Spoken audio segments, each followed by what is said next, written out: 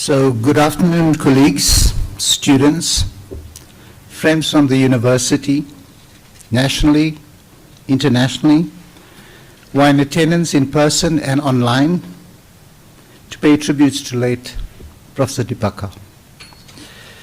In particular, on behalf of the university, I would like to express my deepest, heartfelt condolences to the late Deepak's parents and family members who are streaming in via YouTube. Please excuse me, this is a difficult time for me.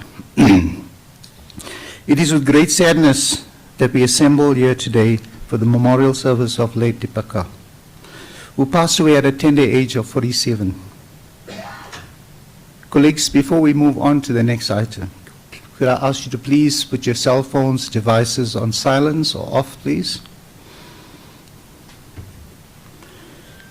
Please can we observe a 2-minute silence as a remembrance of Professor Deepak, please.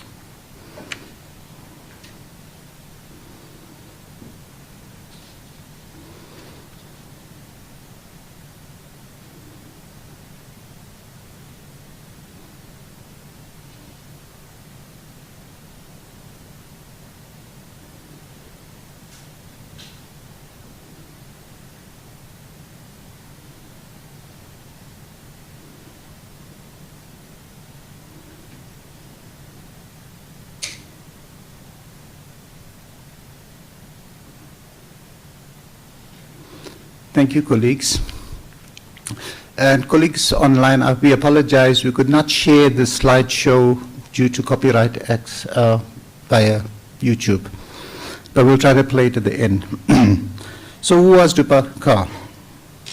Professor Kar was born in Maryland, United States of America on 13 June 1979, then spent his childhood in India.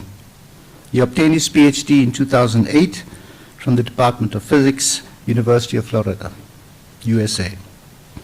He then held postdoctoral research associate and fellowship positions at IKT, TU Dresden in Germany, and then at the University of Glasgow, UK. Professor Deepak joined the School of Physics, Faculty of Science, University of Florida in March 2015 as a lecturer, then duly promoted to senior lecturer in May 2016, which is essentially 1 year, and then to associate professor in May 2019. In October 2025, he was promoted to full professor and delivered an excellent inaugural lecture at this venue based on novel dark matter searches at the Large Hadron Collider at CERN, Switzerland. That was on 23rd July 2025. He is notably one of the youngest academics, to my knowledge, to be promoted to full professor in the history of the School of Physics at this age, attesting to his outstanding academic profile. This afternoon, we pay tributes to an exceptional academic who was very passionate about teaching, training of postgrad students, and mentoring of postdoctoral fellows. Professor Kar was an excellent particle physics researcher within the National Research Foundation, a B-rated scientist, that means international standing, producing a high volume of journal articles and publishing a book, Experimental Particle Physics, Understand the Measurements, Searches at the Large Hadron Collider. His cornerstone in research was excellence. He believed in good science. Professor Kar was very successful in attracting research grants and awards. In 2024, notably, he was awarded the prestigious Royal Society Wilson Visiting Fellowship Award, which he utilized during a very productive sabbatical leave at the University of Glasgow, Scotland. As part of the university's responsibilities, something called academic citizenship, he served on several committees nationally and internationally, most recently on the Council of the South African Institute of Physics, with major roles within the standards and awards portfolio. He was appointed as an associate member of the Commission C11, Particles and Fields, of the International Union of Pure and Applied Physics for the term 2025 to 2027. And colleagues within the group has written to me with many condolence messages. He was a member of the Institute of Physics, a former member of the American Physical Society, associate member of the National Institute for Theoretical and Computational Sciences within South African context. He serves as a reviewer for numerous journals, assessor for grant applications, examiner of dissertations and theses, evaluator of postgrad competitions, and participated in outreach and engagement activities. His commitment and service to the physics committee will always be remembered. So that's basically just a brief background of his academic profile. I'm sure the other speakers will delve more in depth regarding his contributions. But my personal comments, and I think that's important whilst I have the opportunity. Deepak was outspoken. He was inquisitive. He was funny. He had a very naughty smile, as seen in the slideshow. Always wanted to have a chat. Took every opportunity to travel. Loved exploring remote parts of the world. Enjoyed cultures and the different cuisines. His students were very important to him, were very successful in their careers, be it in academia or in the private sector. He loved his family. You've seen that on the slideshow for those who are in person. Cherished his time with his young family members. I think it's more nephews and some nieces. Enjoyed the company of his friends and experienced life to the fullest. He was so looking forward to visiting his parents over the last festive season. A synopsis of this has been depicted in the slideshow. We had many, many discussions of his future contributions to the school, the faculty, and university as a senior academic. He was committed to the university, and South Africa was his home. So I think that's for me, and I'm sure all the speakers will definitely deliver their tributes in different ways. But first, I would like to invite the Wits Choir to render a musical rendition on behalf of the university.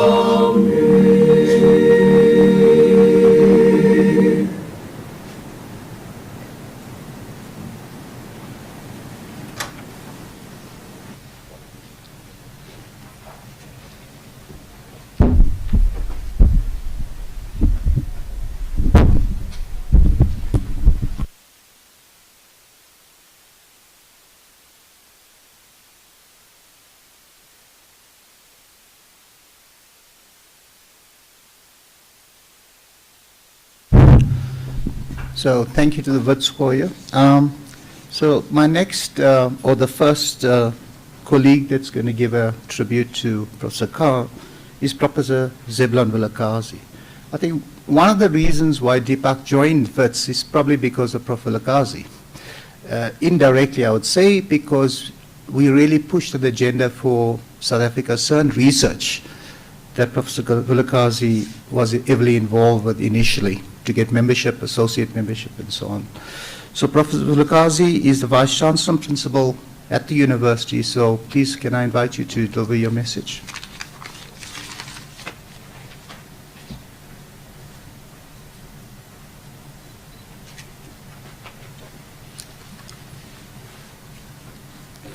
Thank you, Program Director, for the kind introduction.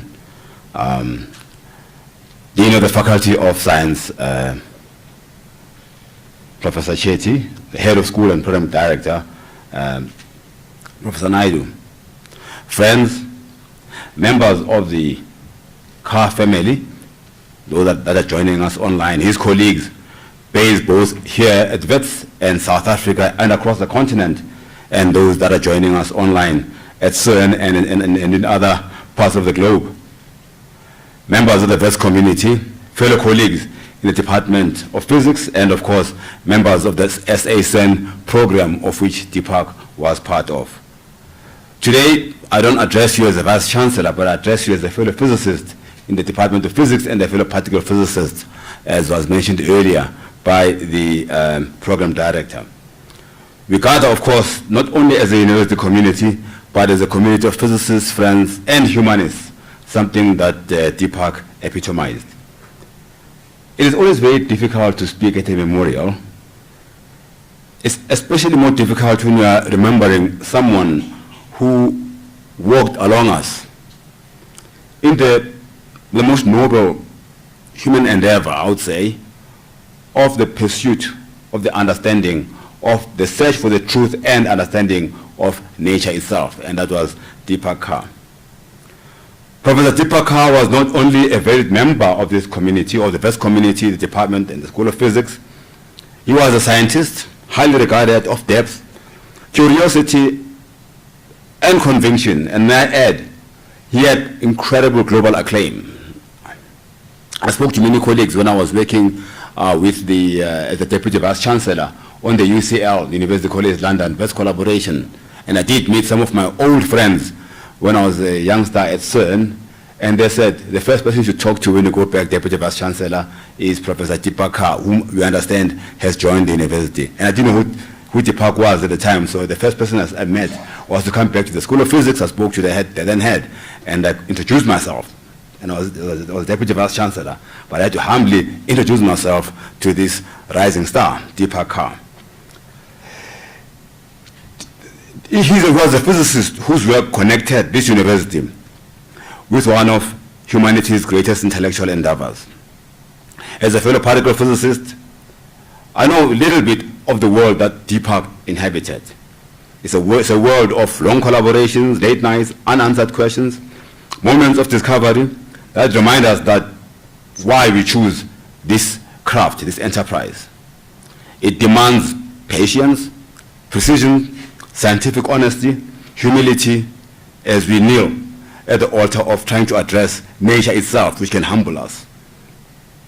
Indeed, Deepak carried those qualities with grace, a permanent and a cheeky laughter that made him like distinctive. He had that particular childish laughter that actually epitomized why we, as people of Upesu knowledge, have a childlike approach. He had a childlike curiosity that I found particularly charming. I couldn't join the dean and head of school, the inaugural lecture, because apparently I shouldn't attend any single inaugural lecture because I'd be accused of bias. So I had to attend it virtually online. And I really was, again, reminded, in fact, it happened hardly a year ago, gone too soon, how lucky we are at this university to have this incredible scholar and a gentleman to boot. Through his work on the Atlas experiment at CERN, he stood at the frontier of global science and put us firmly on the global map. CERN, I believe, represents one of humanity's greatest scientific enterprises, of collaboration, of science without borders, of respect, of pursuit of excellence at its most fundamental cutting edge. What makes this especially meaningful for us at WITS is that Deepak, I can say without any doubt at all, that he helped ensure this university and this continent has a voice in this global enterprise. It reflects a belief that excellence in science knows no geography, that African institutions must not only participate in global science, but must help create and make and take leadership where we can. And I believe, as was mentioned by the program director, that Deepak, in my experience with him, embodied that belief in a very real way. He had traveled almost every corner of this African continent, his adopted continent, which he served and really was determined to make a meaningful contribution to. His work in experimental physics reflected both rigor and imagination. But beyond science itself, he represented something that is even more powerful, a quiet confidence that world-class science and discovery can emerge from Africa and stand shoulder to shoulder with the best of the world. And that I'm truly and eternally grateful to our friend Deepak for. This is where his legacy is, family and friends and all the loved ones. It not only speaks to this university, but to the future of African science. Deepak reminded us that if we are to truly build a global knowledge society, Africa must not be left behind. And he believed in that. We must be producers, shapers, and key contributors in this endeavor. And Deepak reminded us that it is not an option, but it is something we must work on. By all accounts, Deepak was deeply committed to mentorship. He invested in students, guided and shaped young researchers. He helped shape the next generation of thinkers, not through knowledge, but through his exemplary talent and leadership and care. This, I believe, and I'm certain, is one of the most enduring legacies any academic can leave. Universities are not sustained only by ideas, but like people like Deepak, people who elevate the intellectual and moral fabric of an institution by simply how they live and work among us, and the humility that radiated from Deepak, and energy and hope and a sense of optimism that the world needs. To Deepak family, on behalf of the university, wearing my other hat now as a vice chancellor and principal, please know that while you knew Deepak, a son, a brother, a loved one, we knew him as a colleague and a friend whose presence, albeit in a short span of under a decade, enriched this university profoundly. We are grateful for that part of his journey, which was lived here at Wits University. Moments like this remind us of the fragility of time. In science, we always think in terms of cosmic scales, billions of years, infinite distances. Yet, in our own fragile lives, time is tender and finite. So we are called to value each other more deeply, to recognize the gift of shared work and shared purposes. Today, that phrase invites us to reflect more quietly, that the goodness of the university is measured in lives like Deepak's, lives dedicated to pursuit of knowledge, mentorship, and the advancement of humanity's understanding and breaking of borders. Deepak does contribute to that goodness because the university prides itself on its motto of Wits for Good.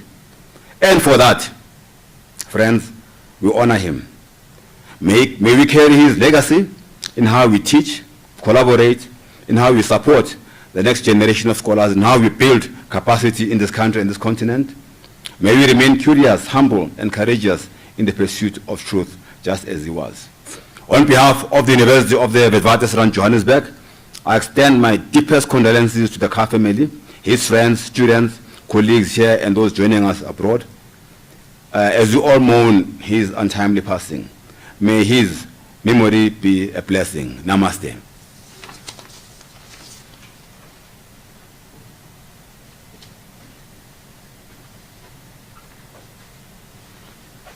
Thank you very much, Vice Chancellor, for the wonderful tribute. Much appreciated. I'm sure the family and friends appreciate your speech. I would like to now call upon Professor Nitya Chetty, the Dean, Faculty of Science at the University, to come forward to deliver your speech.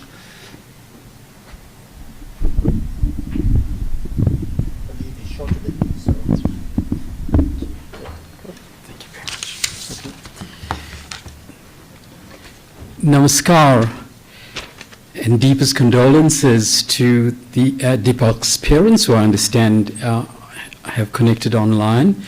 I also understand that Deepak's dad is also a physicist. I want to recognize Sister Dr. Nandini Kaur, who's connecting up with us from the US, and many other family members that are joining us from afar. This is indeed a sad occasion, but let us remember the magnificent accomplishments that Deepak has made to the world of science and to WITS in particular. And this, no doubt, is also a celebration of the life that he led. Vice Chancellor, members of the senior executive team, wonderful to see so many colleagues from the School of Physics, many friends from beyond WITS connecting up online in particular. So delighted that you would share in the celebration of Deepak's life. It is indeed just a few months ago that we honored Deepak at his inaugural lecture right in this chamber, and what a magnificent affair that was. Really memorable lecture on novel dark matter searches with the Large Hadron Collider, and hardly would we have imagined that 5 months later Deepak will be no more. I'm very sure that many of us, many of you will remember where you were when you heard of Deepak's passing. Such was the impact that he had on our lives. It was an untimely death. I myself was at Umhlanga just a few days before Christmas, and my long walk on the beach that morning took on an entirely different meaning as I contemplated my friendship with Deepak Kaur. He was a special individual, I have no doubt about it. His laughter was very contagious, a cheeky laughter, as you've heard. But in so many different respects, I valued him as a colleague. In the official university obituary, I described him as a larger-than-life character, and I meant that very sincerely. He had a tremendous zest for life.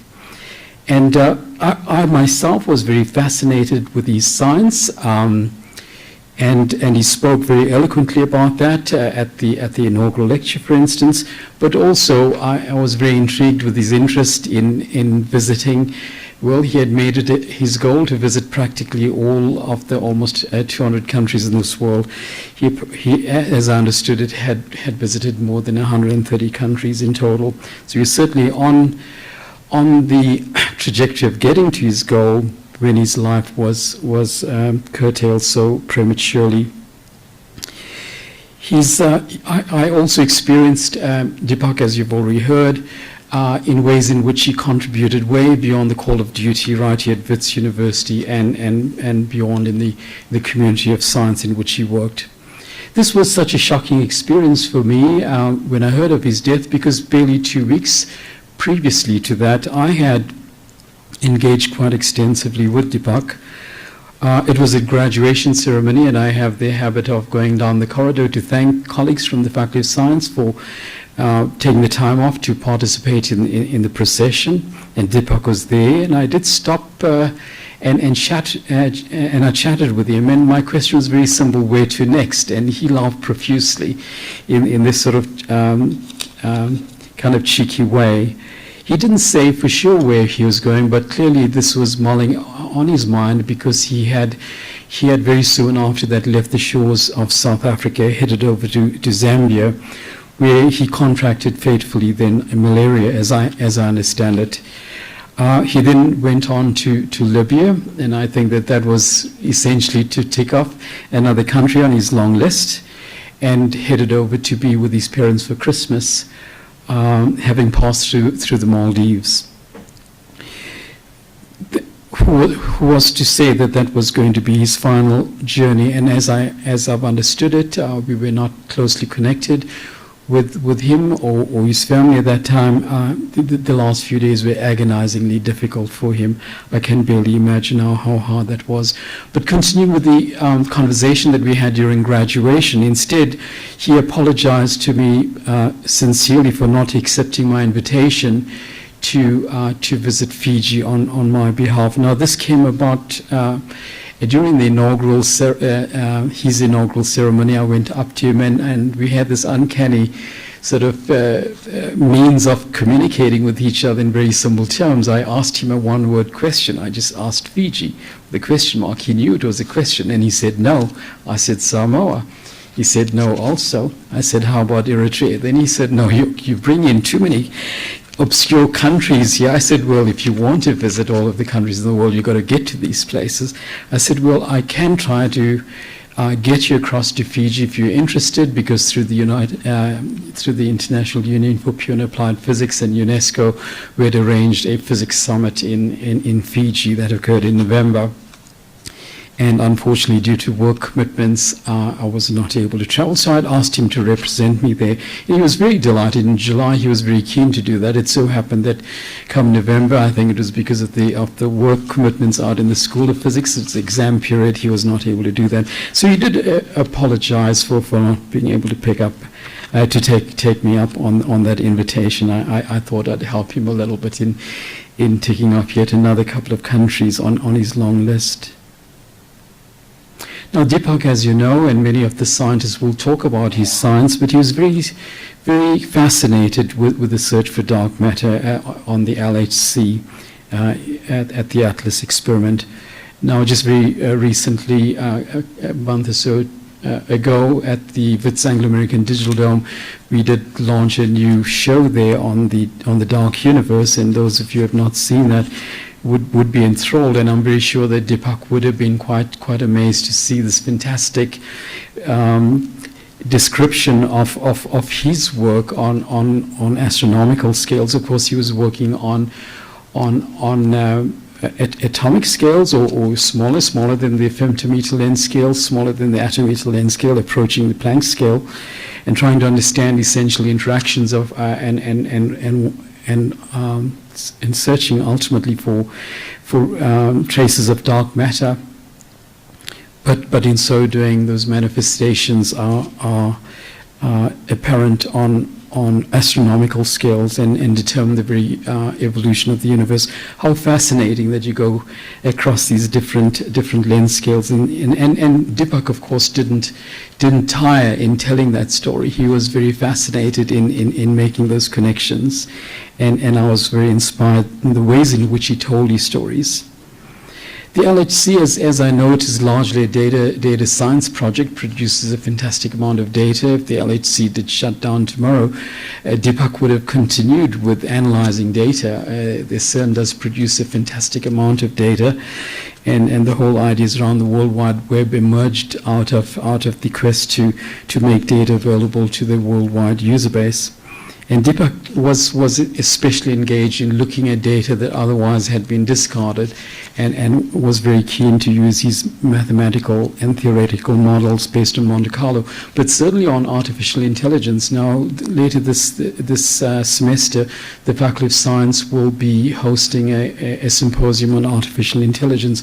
I did solicit inputs from all academics in the faculty, and I went back to look at Deepak's contribution, and it was quite substantial. He did write me back, and he took the time to explain his position.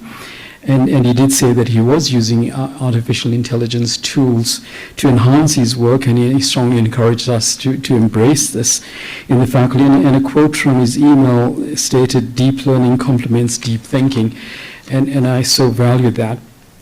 But it was not only research that he commented on. He mentioned that we're all sitting on a treasure trove of incredibly important data that's sitting on our learning management system, or WASI, that should be analyzed and should be correlated for student success, and I certainly took that on board. He was very keen on education and very keen on communication, and he did a sterling job with that. He gave the second Faculty of Science Friday lecture that was early last year in March, and that was very, very well received. He had this uncanny knack of explaining very complex subject material to a general audience, and he reveled in that. He wrote a popular book, as you will know, on particle physics that was based on lecture material that he developed right here at the School of Physics at WITS. And that book was published by the Institute of Physics in the UK and has been downloaded several thousand times. So his legacy will live on in many different ways. He was born in the US, as you've heard, grew up in India. He made South Africa his professional home. He pursued research in Switzerland. He traveled to more than 130 countries. And he died doing what he loved the most, which was to travel. He was a citizen of this world. Now, Hindu funerals are very quick. Just a couple of days after his death, he was cremated. It was horribly sad that we at WITS were not able to travel to say our final farewells to Deepak. That was dreadfully difficult for every one of us. But as has been said already and will be said for the longest time, that his legacy will live on here at WITS for many years to come. WITS was better because of Deepak. We will miss you, Deepak. Go well, my friend.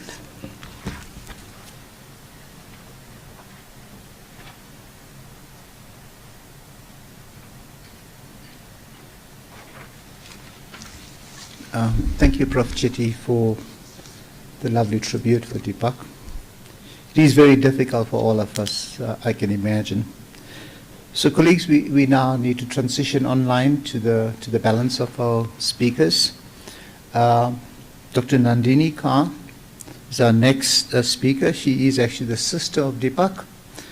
We'll say a few words and tributes on behalf of the family members. So, colleagues at AV, can you connect Nandini, please?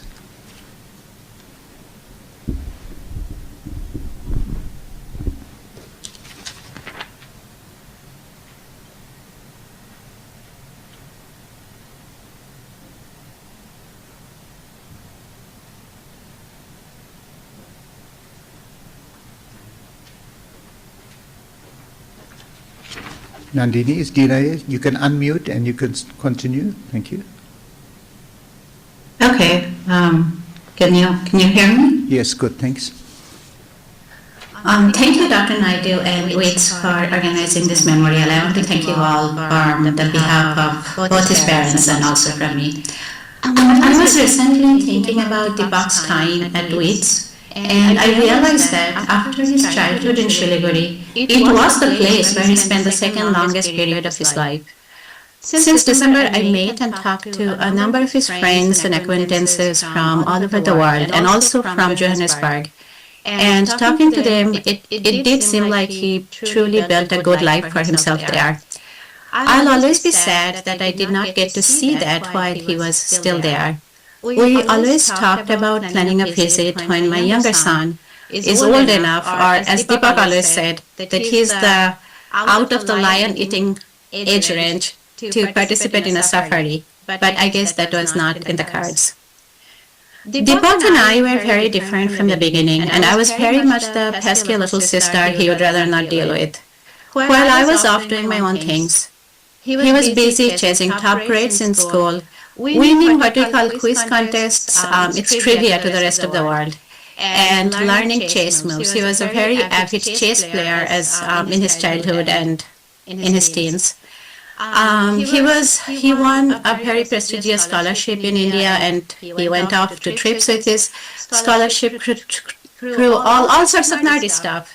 And that was a very, very different world than mine. He was always very passionate about physics, even before he started his undergraduate, like so many others in my family. And it was not a surprise when he chose physics as his major. Unlike Deepak, when I finished high school, I wasn't really sure what I wanted to do in life. I followed him to Jadavpur University, which was his alma mater, and started with history, with kind of the half-formed idea that I might become an archaeologist, only to quickly realize that there was absolutely no way I would survive 5 years of history. It was Deepak who stepped in and he suggested geology. He knew that I liked to travel. I wasn't really passionate about rocks and fossils at that point beyond some casual interest in them. But he knew me well enough to know that the travel part of the geology would hook me in. He told me about the field trips his geology friends would go on, all the travel and the adventure that's kind of built right into the degree. And that's how I switched into geology, and now I've spent more than 2 decades in geology, and I do feel more strongly attached to it, and I do have Deepak to thank for that. He even helped to assuage the parents when I tried to switch from history to geology because they were very skeptical about the field trips. Now looking back, some of my best college memories as well as grad school memories are from these field trips. And I'm so glad that Deepak was there to suggest geology. Deepak and I became closer in our adulthood. We were never the kind of siblings who texted constantly, but we always knew what was happening in each other's lives. And no matter how many weeks had passed, it was never awkward to reach out with something random, a funny observation, a complaint about a difficult student, or something exciting that a student has done, or some fresh frustration with university administration, and pick right back up where he left off. He kept track of my tenure process and my US naturalization process, and my very last text conversation I had with him was about my naturalization interview, which was on December 10th. It does kind of seem ironic that US passport is what will allow me to go over to Johannesburg next month. Last time I met Deepak was in Edinburgh this past summer. He found this Bengali restaurant, this really small place in the other part of the town, and he was very excited about that. Food was a big thing he was passionate about, along with travel. And we hopped on a bus, went over to this restaurant. We spent a long time trying out all this different food there. And that was a really fantastic memory, and that was the last time we met.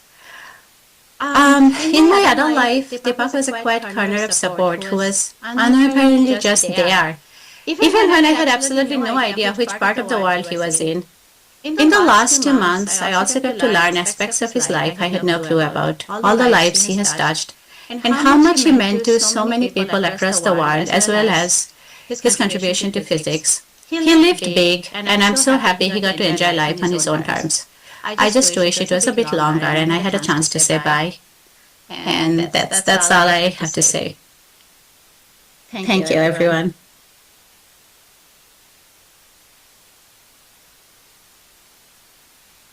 Thank you very much, Nandini. And I know it's a very difficult time for you and the family, and I will continue helping you and your family and assisting you for whatever you need.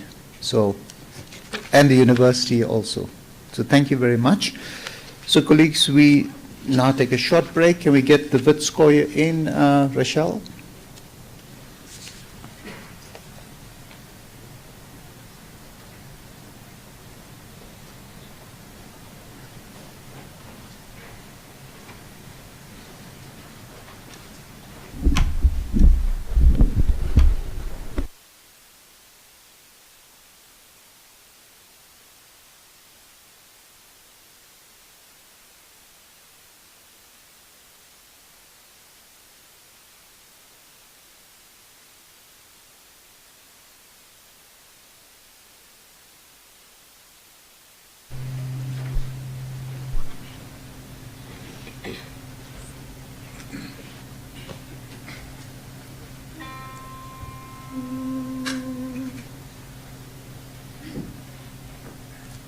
The Lord God took the man and put him in the garden of Eden to work it and take care of it, to work it and take care of it.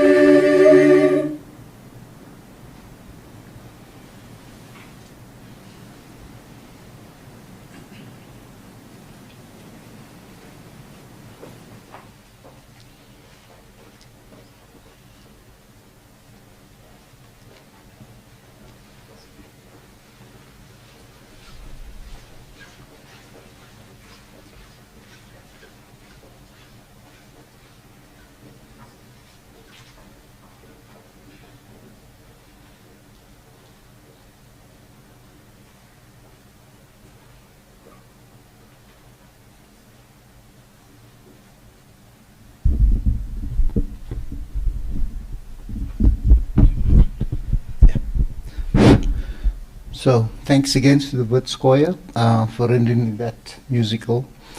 The next speaker is Dr. Sukanya Senior, a former Wits Masters and PhD student, if I remember correctly, now successfully undertaking a postdoctoral fellowship at the University of Manchester, United Kingdom.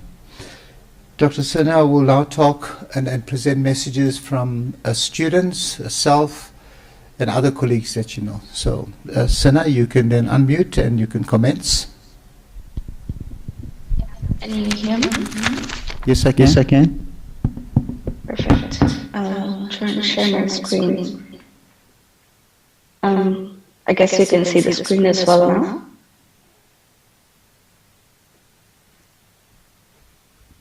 Yeah, it's all good. It's all good. Perfect. Yeah, thank you for giving me the opportunity to talk about a person who meant a lot to a lot of us. I apologize just before starting my speech that it will be very hard to keep a constant voice because this person mattered so much to so many of us. So, Deepak, Professor Kaur, Deepak Sir, DK, I have addressed him in so many different ways when I was speaking with different people subject to their cultural sensitivity. But I think today I would just like to refer to him as the way he always preferred to be referred to by his first name. Deepak was an amazing supervisor and a mentor to not just me, but so many people whose lives he touched throughout the past several years as an academic. He was very important to all of his students, and he made just all of us feel like we belonged. At some point, Deepak's whole group was comprised of all female students and postdocs, which, if you're an academic, you do realize that is very hard to do, even in like first world countries, so it must be harder to do in developing countries. And he made it a priority to recruit underrepresented groups in particle physics so that, talent and not just geography or location defines success. He became a close companion to so many people throughout their postdoc or PhD or master's chapter. He basically became a parent in the country if you were a newcomer to the country. He would take you to grocery shop because, for context, if you don't have a car in South Africa, it's very difficult to get around. And the other solution is to get an Uber, which is not that great when you're a broke PhD student. So he would take me and another postdoc of his who is still with Arnav to the grocery store, and he would take care of every tiny thing. Arnav got to spend just a few weeks with him. He started in November last year, and then Deepak traveled to Libya and India just a few weeks after. But I think even he said that, I mean, within those few weeks, the connection was instant because he was a person of the world. It wasn't like a location could define Deepak or a nationality could define Deepak. He was a person who truly belonged to the world. He was my PhD supervisor. I have to correct Dina, I did not do my master's in WITS. I did my master's in India and then I moved to South Africa just on a whim because I spoke with him on a phone call after seeing his PhD advertisement on Facebook. This was December 2018. And then I sent him my CV. I had a call with him. He was coincidentally visiting India and Kolkata, his hometown. So we just decided to have an impromptu interview there. And that is how, after speaking with him, I decided to basically uproot my whole life and move to a completely different continent to do a PhD. And the pictures you see on these slides basically are a transition from my first year of PhD when he became an associate professor as well. So this was the picture for his, becoming an associate professor.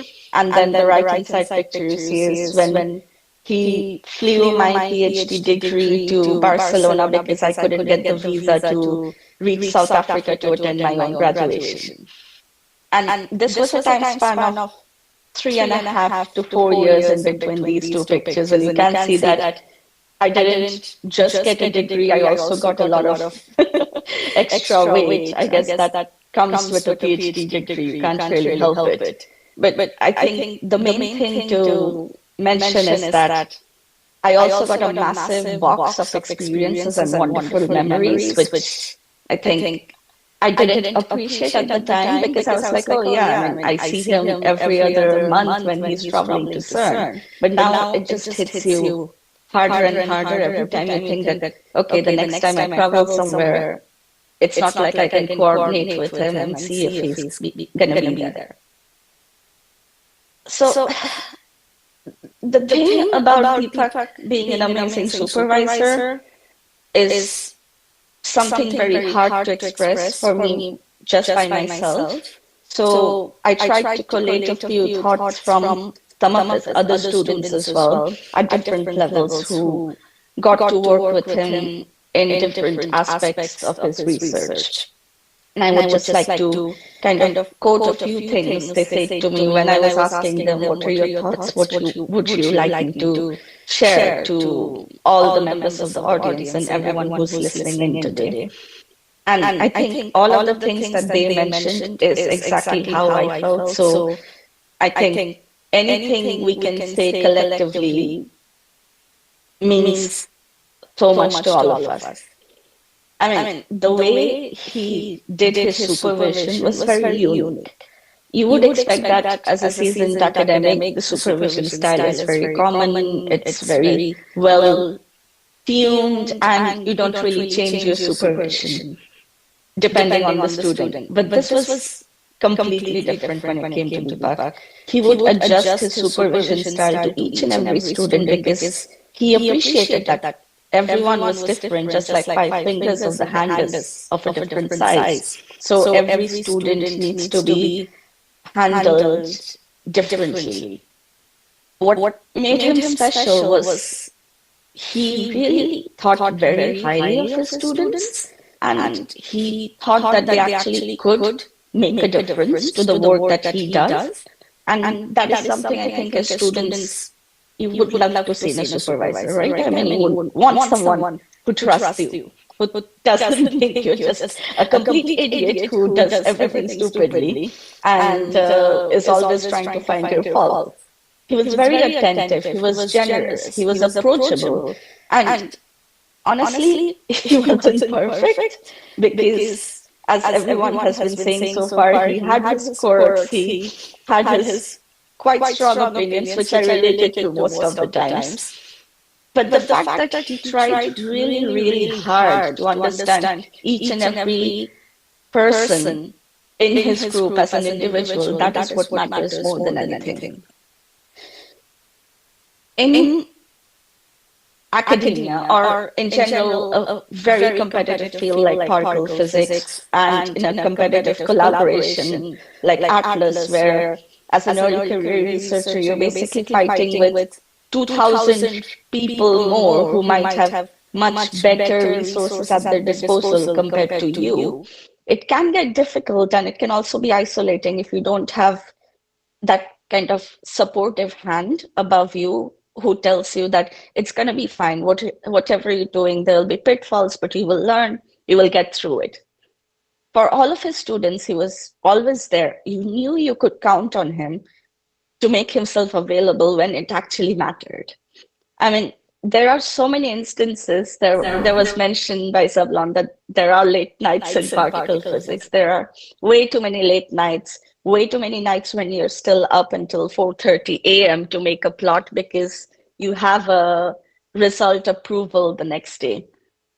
When you had something like that, you could be rest assured Deepak was awake with you till 4:30 a.m. You weren't left alone making that plot. He would be there so that you can send him a quick message and say, does this make sense? Can we discuss?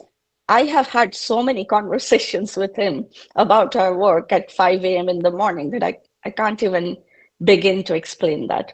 And that was not just with me. All of his other students had this exact same experience where he always advocated for us and introduced us to new opportunities and was always there to speak to us, even if he was on the other side of the world in a random country with no data or Wi-Fi. He would try to make sure, go to a cafe, hook on his phone and be like, okay, what's up? Tell me what's the problem. So he was an amazing mentor, but he was an even better physicist with a brilliant intuition. So in this slide, I have taken a few snapshots of things which at first glance does not mean anything to anyone, so I would have to walk you through it. But when I walk you through it, you will appreciate why all of these things are.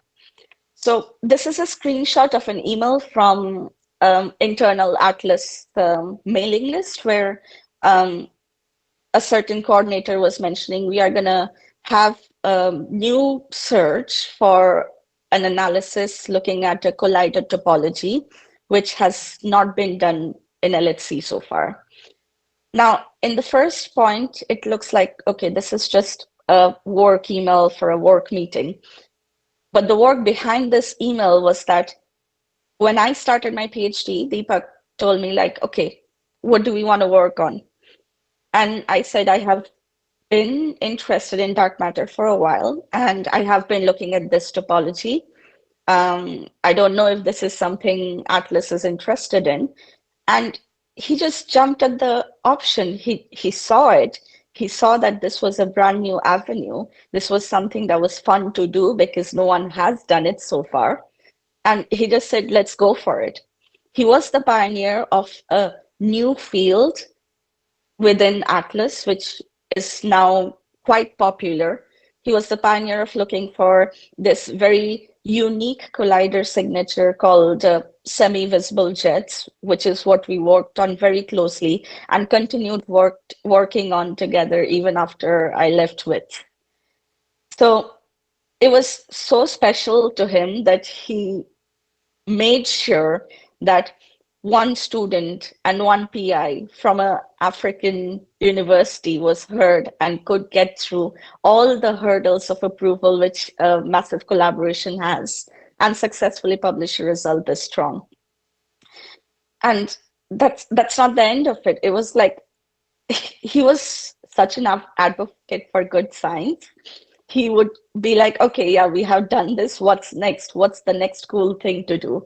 He never decided that, okay, I'm a full professor now. I can take it a bit chill. I don't have to be so excited. He always had this childlike curiosity. And even in the last few years, when we were collaborating on other topics, he would send me random messages, which would be a dump of text. It would be a wall of text, which I would get to maybe a few hours later, which would basically be like, I have this idea, I have that idea, I have this other idea. What do you think of these things? Does this make sense? Should we do this? And on the right-hand side is something that is very special to me now. It wasn't special to me when he sent these to me first, but these are actually the last set of plots he made ever. These were plots which were dated on 8th of December 2025. He flew out of South Africa on 10th of December. And these are the first plots to look at for another unexplored collider topology, which he was at that point interested in, and he was interested in probing that with his postdoc, Arnold. And I was like, oh yeah, this sounds cool. Let's get back to this when you're back from holiday, and I'm also back from holiday, and we can pick it up where we left off. It's just sad that, I mean, I can't really pick it up where we left it off on 8th of December. But it's something that will remain with me throughout. And speaking of work, it's hard to work in a collaboration if you do not become friends with your collaborators halfway through. And he was a collaborator turned friend to so many, it's just hard to name. I mean, there was a funny saying that anyone who would be at CERN would walk past the cafeteria, and Deepak had this special place in the corner of the cafeteria where he would always sit from 5 p.m. until the cafeteria closed every day when he was at CERN. He would just sit there and he would wait for people to just pop by and chat. And my goodness, he knew so many people. You will lose track of how many people he actually knew, who were friends, who became collaborators, who became collaborator friends. It's a long list.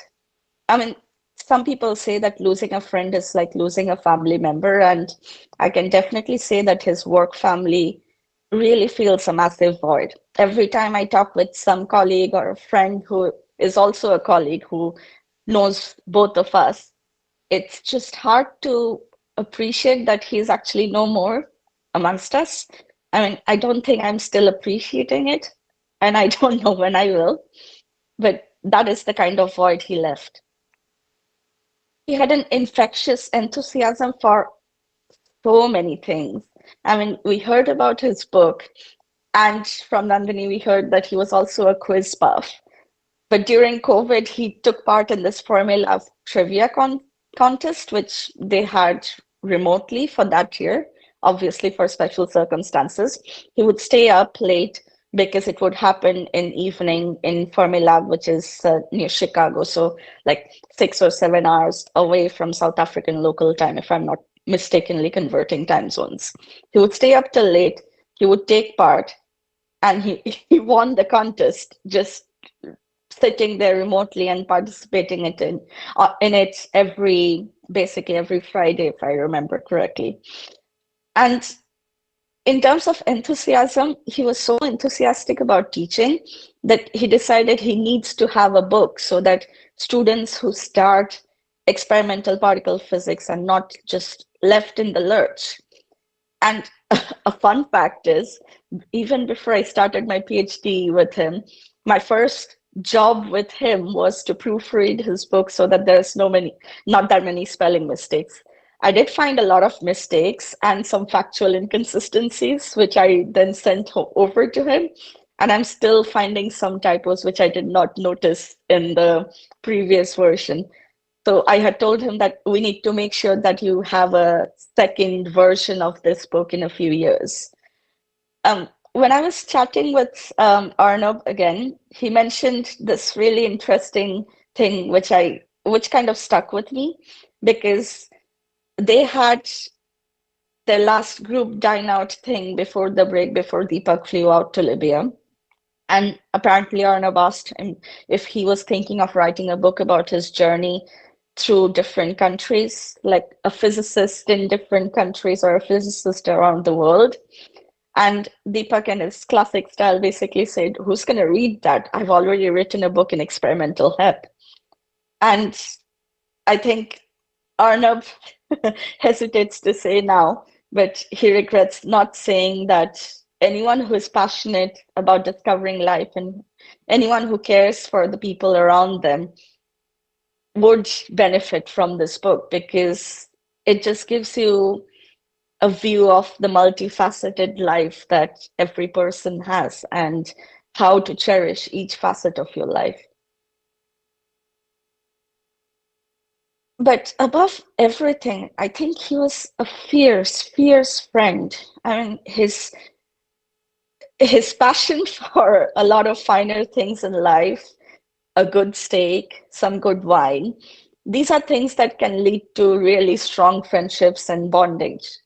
And this basically mattered to so many people who were in his life in different facets. You see pictures of people who were at WITS before and have moved on to other things, but they still kept in touch with him because he was a friend who would just happen to show up wherever you are. I mean, you could be in any country, in any continent, and you could be rest assured that Deepak would show up one day with his backpack and say, "Oh, yeah, I just happened to be in this part of the world this weekend, and I know you're here, so why not?" And the last thing from the other memorial event that was online organized by his friends, his PhD advisor, Rick Field, on the right-hand side of this picture, also gave a very short speech to kind of tribute Deepak as a student, as he knew, and then later on as a friend. And this was a picture of Deepak just showing up to his then advisor turned friend's house with a bottle of wine, just because he was concerned about his health. So this is the kind of things that matter at the end of the day. You do remember that he's an amazing physicist, you remember that he's an amazing supervisor, but the friendships that you build along the way are the things that matter the most in the end. He was an amazing supervisor. He was a mentor to so many of us, and he became a dear, dear friend to a lot of us, even after he stopped being an advisor and mentor. He will be remembered not just for his scientific contributions, but for the joy, the kindness, and the light that he brought into the lives of everyone around him. These are pictures that I took, and I realized that, okay, these are pictures I'm taking for him, and I don't think I'll ever share it anywhere. But it's interesting to see, and it's kind of ironic to see that I'm sharing it for the first time with other people when he isn't in the audience to actually see this. He was a physicist with a deep sense of integrity, and he was a crazy, really inspiring adventurer. And with that, I would like to thank you for the opportunity to speak on behalf of all of his students and postdocs and everyone in his employee role who wanted to express their thoughts. Thank you.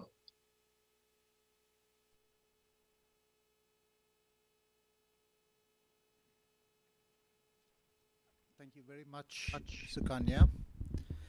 That is really a nice tribute from all the students, the postdoc. I mean, the postdoc is currently at the moment.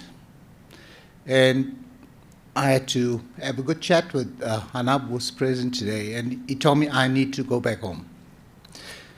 I came here to my host Deepaka to learn, to be mentored. I'm going back home. Fortunately, I calmed him down, got some other colleagues involved, and we fortunately has established a lot of collaborations with Manchester, I think US, etc. on projects. So I'm very happy to know that the postdoc will continue at WITS and carry on the legacy of some of the projects that they started. And I've got one of my colleagues who will play co-host, and I have another colleague dealing with the NRF matters for his grants, etc. So Kanya, I do remember Deepak sitting at that place at Sun. And I asked him, you're experiment biologist, why are you sitting in restaurant 1? He hated experiments, by the way. So thank you very much, Sukanya. Much appreciated. We need to move on to the next component. So the next speaker is Dr. James Keaveney, as part of the South Africa SA CERN program. James is from UCT, who is the national contact or coordinator of the CERN Atlas experiment. So James, could you log on? Hello, everyone. Can you hear me okay? Yes, James, good. Go ahead. Thank you very much. I believe the people in the room can see my slides, although I guess not online. And if I just turn on my camera, you should also be able to see me now. I hope, at least. Yes, we can. Oh, wonderful. Okay. Well, first of all, thank you, Dina, and thanks to all the colleagues, collaborators, students, and especially to the distinguished guests and of course, Deepak's family. It's a fantastic privilege to be asked to speak at this event. Nominally, I'm representing the South African Atlas community, which is a large one and covers many, many institutes. But I always think of Deepak as a friend. So I can't help but give a personal perspective on Deepak, as well as just underscoring what is already very well expressed by others regarding Deepak's extraordinary scientific standing and his achievements and just his presence in the field. I want to start with an anecdote because I first heard of Deepak long before I even came to South Africa. So in 2018, I was still a postdoc in Hamburg, Germany, and I had just accepted the position at Cape Town. So I was planning to go there in 2019, and I mentioned this at lunch to a colleague. I said, I'm going to South Africa. I'm going to join Atlas. And the first thing he said is like, do you know Deepak Carr? And I said, no. He said, he has a fantastic laugh. I thought this really made a big impression on me because I thought, wow, who is this guy who is known for his laugh, first and foremost? So it really says a lot about someone if the first thing people think of is their laugh. It means they must laugh a lot. They laugh in a distinctive way, and they probably don't care too much about how their laugh sounds. And other people have mentioned Deepak's laugh, and he had one of the great laughs of particle physics. It was well known in CERN and beyond that Deepak had this fantastic, memorable laugh, and he laughed a lot. And that reputation preceded him, and it was absolutely confirmed when I did get the chance to meet him. And I always thought it was fantastic to be known for one's laughter. I think I told him that once, but I don't know if I've invented that memory or not, but I think I told him that his laugh was known. I think other people have done a very good job in talking about Deepak's scientific achievements. I might just say a few words about what that meant in Atlas. I mean, I can use jargon, but I'll try to not use jargon and explain it in kind of simple terms that Deepak had a long history and a recognized expertise in studying the most difficult aspects of the LHC data, the stuff where the theories kind of don't work, but we need to understand the theory anyway in order to proceed. So that was his kind of bread and butter from his PhD and postdocs. We'd call that kind of soft QCD or Monte Carlo tuning, and it's used across the experiment. It's not a niche. It's something that we all need. And the best way I can express his standing and expertise in that field is many times when I would be in a meeting in Atlas and we'd be discussing it, we'd run into a brick wall with the problem related to soft QCD or Monte Carlo tuning. The conclusion or the way forward would always be, can we ask Deepak? Can someone drop Deepak an email? And usually that would lead to a solution, because he was one of the few people who knew all the nuts and bolts of that complicated game. And as Shukanya very nicely elucidated, he leveraged that understanding into discovery, into a new field within particle physics to look for these things called semi-visible jets, were a very, very unique way of looking for dark matter. And he could do that because he understood the difficult to model aspects of our data. And this had huge impacts in Atlas that are his legacy. Those analyses exist because of Deepak, along with his, of course, his students, and that will live on. And it is real added value. And I think that underscores Deepak's will to not rest on his laurels, not to be the comfortable, complacent professor, but to just keep going, to get on with things and to try and have an impact greater than he had before. And that was very, very apparent. So if we take one step up from the science, Deepak was a principal investigator within our national, what we call SA Atlas platform. So it's a kind of consortium of scientists across South Africa who collectively participate in Atlas, and we have a national program funded by the NRF to facilitate that work. And Deepak was a principal investigator within that program. He really contributed a lot in that role. Myself as coordinator, I relied on him. I asked him his opinion frequently on issues of strategy, issues of development. What do you think about this? And I could trust him to be rational. He was outspoken, extremely outspoken. He was playful, he was irreverent, and he really didn't care what people thought. He would not think twice before speaking his mind. And I loved that. I thought that was absolutely fantastic. I really valued it. And that's why I knew that, well, you know what Deepak thinks pretty quickly. He's going to tell you. And we often would engage with the South African government and the Department of Science, Innovation and Technology. And I could rely on Deepak to make the case for fundamental science as a key driver of societal development. He understood in a subtle, nuanced way that doing fundamental science was good for society. And this is a case that is difficult to make sometimes to the government, to funders, and he made it beautifully. And I could rely on him to, fight the corner of fundamental science, because it's often under attack. What is the value to society? Deepak knew that, and he knew how to express it. He could do it with credibility and authority. The book has been mentioned. I think it's a beautiful example of how, again, he was all about impact. He had all this knowledge garnered over many, many years of doing analyses, leading efforts, collaborating. But as others have said, he wanted to propagate that. He wanted to make it easy for students to jump aboard.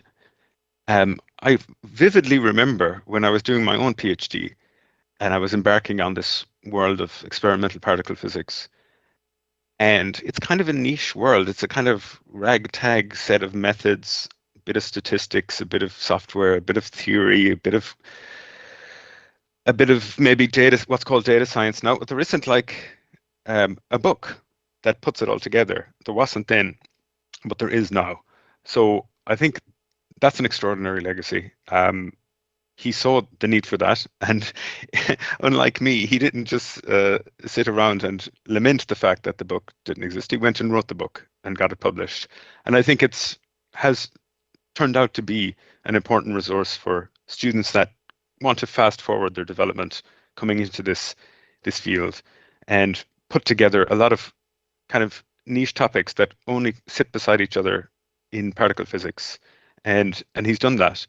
And people mention the book a lot and value it greatly. I think that's a fantastic achievement. As it said, the download statistics speak for themselves, and I think really he should be very proud, as his family and friends should be. And I think underpinning all that, I couldn't help but use some of these photos that I took from his Facebook. I mean, his Facebook pictures make me feel my life is very boring, and I think they just get across things that words can't. You know, there's a playfulness, there's an irreverence, there's a kind of a joy de vivre that you get, that, you know, it's hard to express until you've spent some time with the guy. But he really defended science. You know, so he had big plans, and but at the heart of it all, he wasn't interested unless it was science first, unless it was highly rigorous, pinned to the absolute cutting edge. And I think it's so important to emphasize that he was a scientist, and that word is a precious one, but that he let the data guide him. He was not a person who was belief-based. I think he on one of his social media profiles somewhere, he said, "I'm against anything belief-based." He certainly applied that to science, because he was data first. He's like, what is the data telling us? Then we must accept that. So he defended very much scientific integrity, scientific norms, and that was step zero. And everything, I think, came after that, because he saw the value of it. He saw that that is the value we provide to society as scientists. And I saw that play out scientifically, but also many things that happened behind closed doors that I think I want to emphasize. That today is not the day for such anecdotes, but he took many difficult positions that were not necessarily easy for him to take, not necessarily to his immediate benefit, but things that he believed in on principle and for reasons of integrity, scientific, moral, ethical, and his word. If he told me he was going to do something, I could rely on him. And often that was not a straightforward thing. So many times in meetings and so on, he stuck to his guns on principles and integrity. And I really, really admired that. I told him I admired it, and I told him I valued it. And he thought nothing of it. He said, of course. I mean, so I really think that should be noted. And that's to a great credit to him as a person, to his family, that he really, really was a person of principle. And just on a lighter note, it's funny, I was thinking these were very personal thoughts and anecdotes, but I realize now from the other speakers that they're absolutely the anecdotes everybody had about him, which is somehow quite validating, that he really was one of the CERN characters. If you spend time at CERN, it's like a crossroads for the physics world. There's people passing through from every corner of the globe. And if you're going there for almost 20 years, as I have, you get to know this like amazingly unusual bunch of people, and this whole kind of pseudo community that's kind of contrived and artificial in one way, but extremely genuine in another way, because we all have such different cultural backgrounds, but so much in common. And it's full of brilliant minds. The cliches are true. It's full of really brilliant people and enthusiastic people and larger than life personalities. So it's kind of a difficult place to stand out. But my God, Deepak certainly stood out. He was one of the characters, that booming laugh, that presence, that the inexhaustible enthusiasm to sit and chat. My God, we planned to work together on physics a few times, but every time we chatted, we would end up talking about politics, football, music, food, travel, culture, Ireland, the UK, football, So we would never get to the physics part because we would just have too much fun just chatting. And he was the kind of person that, when you're deciding whether to go to a conference or a workshop, I would look for his name on the participant list. I would check if Deepak's going. Well, if Deepak's going, there must be, maybe it's worthwhile. So that is kind of how I felt about it. It was just a great presence, incredibly popular. I'll certainly miss. And the Atlas Weeks will not be the same.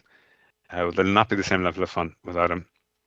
When I picture Deepak now, I can't. I always picture him with students. If I in my mind's eye, I think of Deepak, it's always with a smile. It's always with some provocative opinion that he's vigorously putting forth, but holding very lightly. And it's always underpinned with a bit of mischief and a bit of laughter, which I just love. So it's always a fun chat. But I always picture him surrounded by students. I think his own students have been represented really well. But I would say one of my own students, I can directly quote him saying that Deepak was his favorite character in particle physics. So this is from one of my students. So if he's having such an impression on students that are not even being supervised by him, I think that says a lot about the impact of his personality and how far it reached. I think he was a born mentor. He just had the normal, natural magnetism, and vivaciousness, verve, enthusiasm that you just couldn't get but influenced by.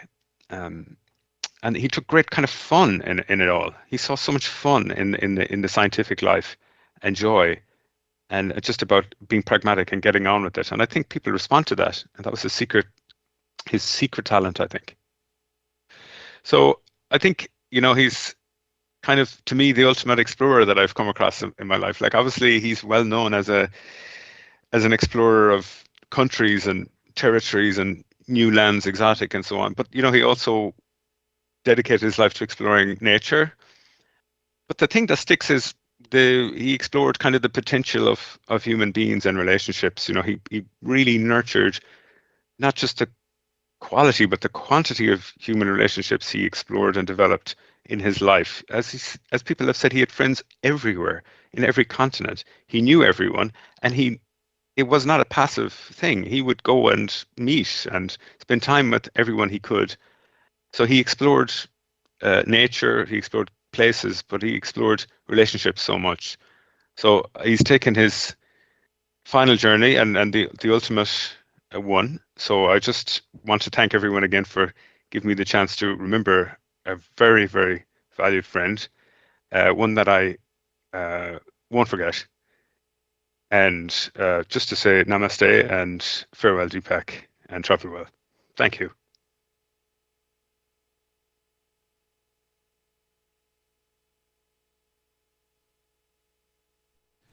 Thank you very much, James. Much appreciated, especially from a personal context. I think the tribute was welcome. I'm sure the parents would also appreciate your inputs. Thank you very much, James. You can log off, not log off, mute. The last speaker for today is Professor John Butterworth. He comes from the University College London, UK, and he will speak also on behalf of other CERN collaborators. John, you can unmute. You can share your presentation if you have one. I just have one slide, actually, which I'm just trying to find. Sorry, bear with me.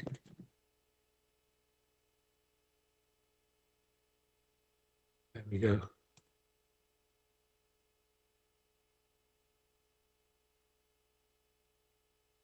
Can you see my slide now, full screen?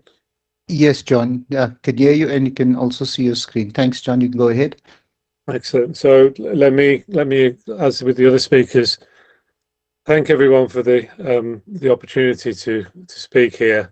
It's been very moving hearing what everyone's been saying, and I think one of the things you'll hear from this is that. Sorry, it's still sharing. Yeah, can you still see my slide? Yeah, sorry, beg pardon. One of the things that's very clear from this is we're all talking about a very definite and very outstanding phenomenon, really, Deepak. We're talking about it from very different points of view, but it's such a clear picture emerges of common experiences that we're all seeing the same person from our very different points of view, whether it's the point of view of the family or the point of view of our senior colleagues at WITS, or the point of view of the students and the postdocs, or of collaborators in South Africa. And I think all I can really bring after this, I mean, most of the things that I would have said have been said already.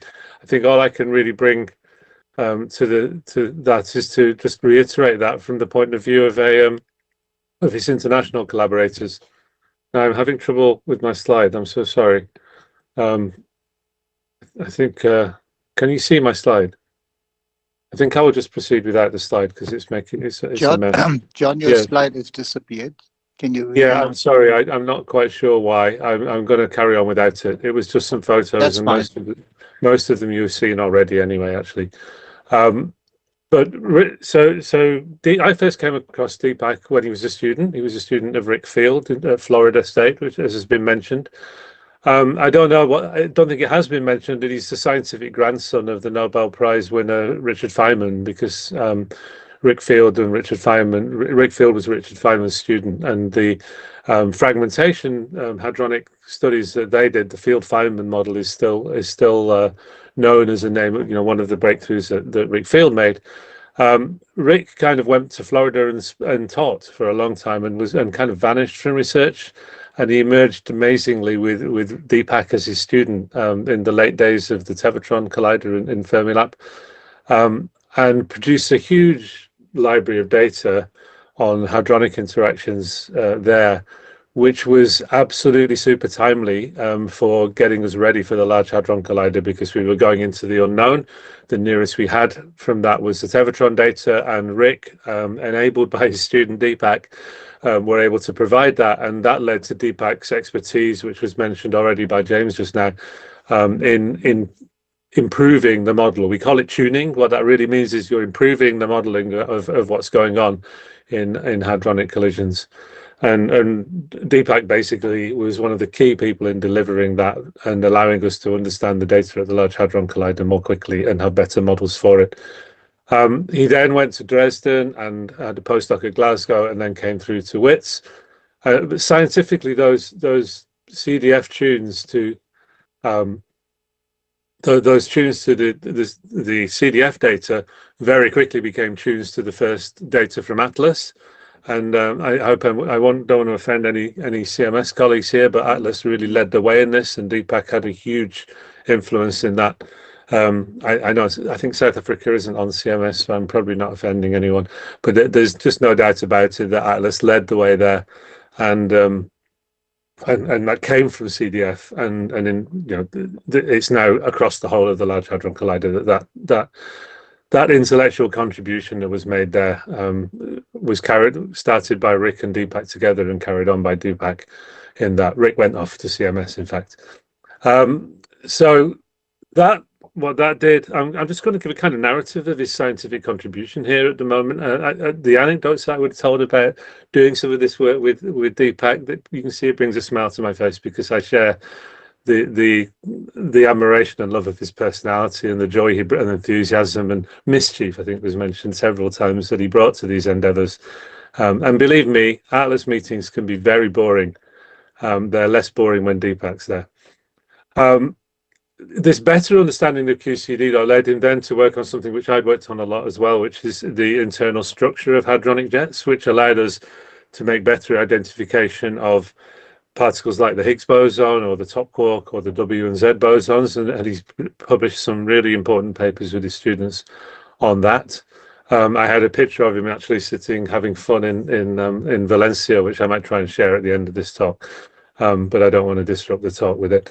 But I remember staying up till 4 o'clock in the morning with him in Valencia talking about jet substructure, which 4 o'clock in the morning in Valencia, there are still small children playing in the park because of the way the time zones, the climate is there. But there weren't many people arguing about jet substructure at that point, but Deepak and I were. These properties of hadronic jets that he measured there, they're factored into the book that's been mentioned several times. They've inspired and educated a new generation of students from that. And he's then took that, once you understand how the standard model, the physics we know, QCD, describes jets, you then start looking for, can I use that to look for physics beyond the standard model? And as Sukanya mentioned, his work on semi-visible jets was truly innovative and groundbreaking, and really set the stage for something which is, from becoming a curiosity, has become very mainstream now. And Deepak was on the ground floor on that and led that. that move into exotic models actually was my first visit to South Africa, was for the Kruger conference in 2018, which is entirely down to Deepak inviting me to come along. I think partly because he wanted to show me the South Africa that he was so proud of being part of, but he also wanted to have some fun in the park, and he also wanted to talk about jets again, and that was a great experience. And then we more recently, with Louis Corp, who's at Claremont, but was at UCL as well before. We got some money from the French funding agency, the CNRS, to host a school at WITS, which was the last time I was in South Africa, but the most recent time I was in South Africa, where we also brought in machine learning techniques and what is now generally called artificial intelligence, but it's really very complex algorithms for doing better physics with jets. And tying that in with the Monte Carlo simulation that Deepak had always worked on from these days with his supervisor Rick, and using that to understand the physics of the Large Hadron Collider better and to look for new physics beyond it. All these things were meetings that were fun, and as James said, it was always a good marker if it was going to be a good conference if Deepak was going. But he didn't just go along to conferences; he created them. We had a brilliant meeting in Abbeymoor not so long ago, which was entirely down to Deepak and his Royal Society funding to be in Glasgow. Again, the Shakal thing was basically created by Deepak, and he was one of the organisers of the Kruger conferences. I have some words from Caterina Doglioni in Manchester, who's one of the other people who I'm kind of speaking on behalf of here. She says, I wanted to add that Deepak has been a driving force in pursuing new difficult paths in searches for new physics. The searches he did may not have been Atlas mainstream when he started them, but they became interesting to many more people after he got into them and broke the initial new ground. Deepak also had a vision of how to connect seemingly different things in his research program as a coherent whole, and he inspired others to do so as well. I remember fondly the long conversation during and after the workshop dinners on the big picture on how everything would fit together to advance our understanding of the unknown. And I think those words of Caterina's really are echoed in the little potted history of his scientific journey that I told you. They say, in retrospect, it seems obvious how he took that path through contributing to physics, but it's obvious because of Deepak's insight. It wasn't obvious before he did it. I'll just finish by saying particle physics is it's a global village. It sometimes feels like you travel the world, you go to exciting new places, and then you meet the same people and you eat and drink with them in a bar somewhere, and you talk about physics. And to some extent, that's true. Deepak was a loved and respected citizen of that village, and he's really sorely missed. And thank you for letting me talk about him.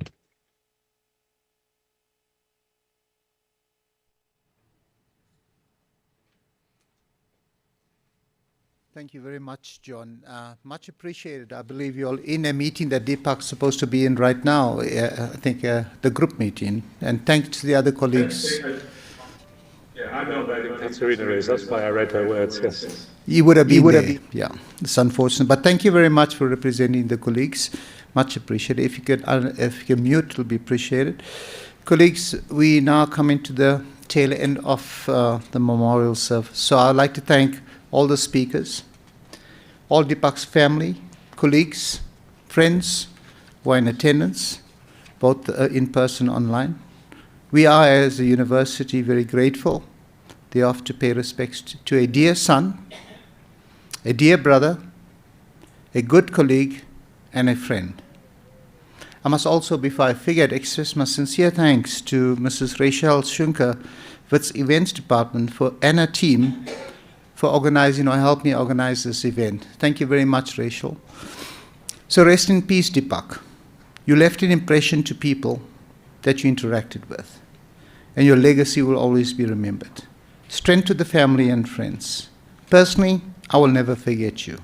Your memory is with me every day as I drive past your current residence in Norway, Johannesburg. Every day I see your car. To end, colleagues, for those who are in-house, there will be the video repeated for those who missed. Unfortunately, online we could not stream it for problem with YouTube rights. So please view the video, and thereafter, when it's complete, we can then go on to the foyer for those in person to join us for refreshments. And colleagues online, thank you very, very much also for joining.